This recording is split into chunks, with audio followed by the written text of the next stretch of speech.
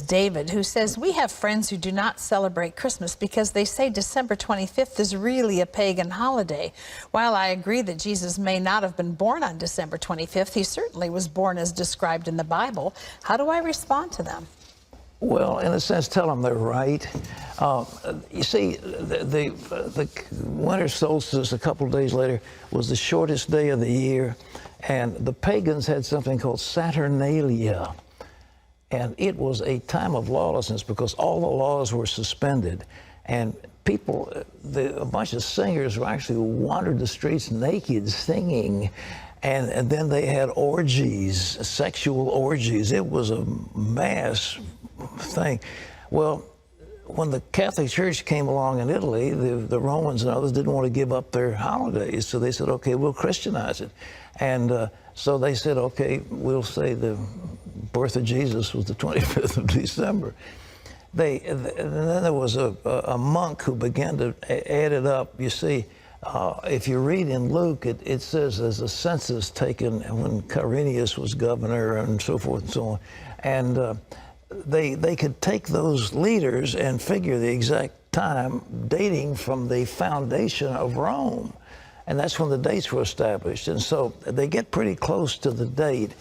But to say it's the 25th, shepherds are out abiding in the field. It gets a little cold at night. I mean, were they out there in the middle of winter? You know, I don't know. I've been out there on the shepherd's field and on Christmas Eve. It's very nice. But it's cold.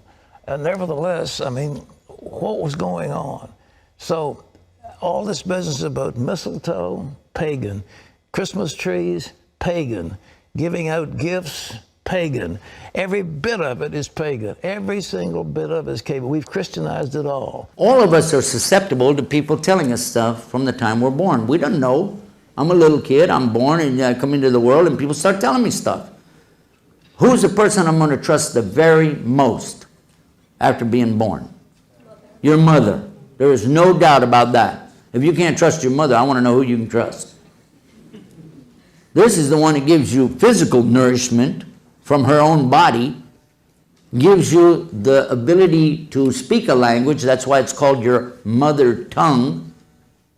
This is the one that teaches you how to walk, teaches you what you know. My mother was a school teacher, and she taught me what I know of the Latin language. She taught me what I know about math. She would sit with me many times after school, especially in the summertime, trying to make me be a scholar. She wanted me to be a professor of something. I didn't make it. But she tried. And I know that all the mothers want the best for their kids. Even the worst of mothers, still wants the best for her children. So how about if your mother's, from the very beginning, the things she's teaching you are not true, then what will you do? You have no reason to doubt her. But in the West, especially in the United States, we are lied to from the time we're born. Our mothers lied to us, our fathers lied to us, our uncles, aunts, cousins, grandparents, teachers, preachers, all of them lied to us about some very important things to us. Now, I was in a university in Indiana and I said it just that same way. Why? I wanted to get a big reaction because most of them were non-Muslim. And they gave me the reaction I wanted. You know, they were like, what? How dare you say that? Boy, do you know where you are? Don't you call my mother no liar. I was up on a big stage. I wasn't worried. I said, okay, settle down. The audience was going pretty wild, you know. And I said, okay, take it easy. I just have one question. And after you answer the question, we'll see what I said. How old were you when you found out there was no Santa Claus?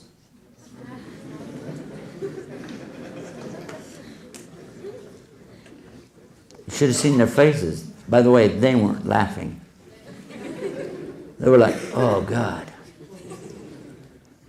You see, because I do remember that moment real clear. It sticks out in my mind even today. I came home from 3rd grade in December, parked my bike, ran in the house. Mom, what's the matter now? She's washing dishes, you know. I said, Mom, the kids at school, they're saying there is no Santa Claus. Didn't even look up. She just said, don't tell your sisters.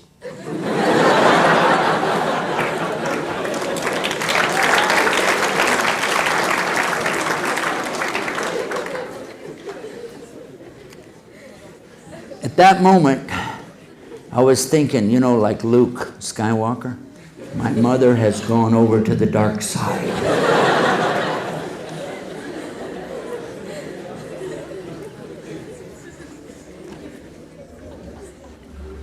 It might seem funny now, but it was pathetic. My heart jumped up in my chest. I felt like I was going to have a heart attack, and I ran to my room crying.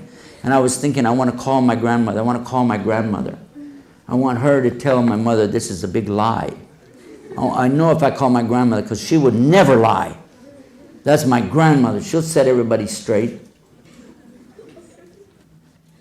My dad, I don't know, because, you know, we didn't have a close relationship back then, but still, you know what I mean? He'll set it straight, because I know he's a straight shooter. Then I thought about it. Christmas coming up a couple nights. So what I did, I laid there on the couch, you know, and listened to him playing the radio. Back then we just had radio and listened to that.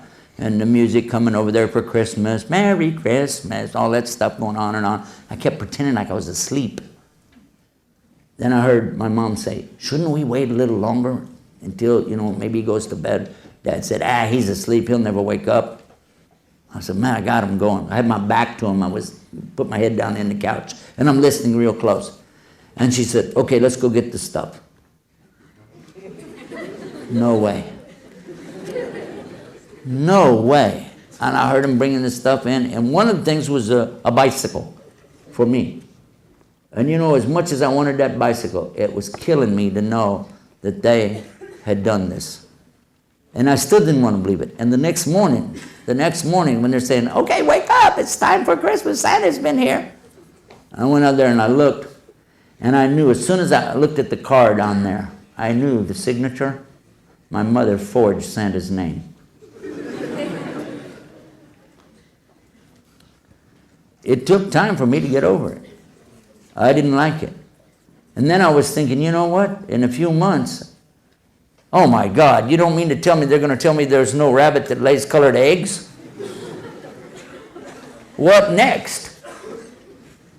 If you don't think that has an effect on children, let me share with you something. Islam insists that we never lie about anything, especially anything to do with religion. Ya ayyuhalladhina amanu attaqallaha wa qulu qawlan sadida. O you who believe, have fear for your Lord, for the punishment of your Lord, and always speak the truth. There's no room in Islam for liars. Allah speaks about liars over and over and over in the Quran. One of the chapters of the Quran deals with this subject so strong that it becomes almost like a stanza, a chorus being repeated over and over. Chapter 55, Surah Al-Rahman, فَبِأَيِّ عَلَى رَبِّكُمَا تُكَذِّبَانِ. Which of the favors of your Lord will you do then deny? It's very clear. How many times is that in there? Many times, isn't it? Is Allah like liars? Kadhib, kadiban, that's two liars. Kadhib is a liar. And Allah talks about constantly in the Quran, those who give kadhib to the ayat of Allah subhanahu wa ta'ala. Those who give the lie to the proofs and the signs of Allah.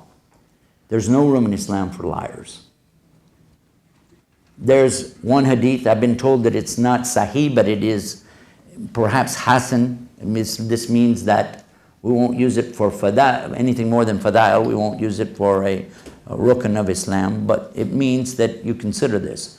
Saying that the Prophet ﷺ had responded when somebody said about a joban, could he be a believer? A joban is a coward. He runs away in a war. Could he still be a believer? He said, yeah. They said, what about somebody who is like bakhil? This is somebody who is stingy. He won't give any charity. Could he still be a believer? He said, yeah. What about somebody that's kadhib, a liar? No. No. There's no room in Islam for this. Now, that I made my point, that was for the Muslims, by the way.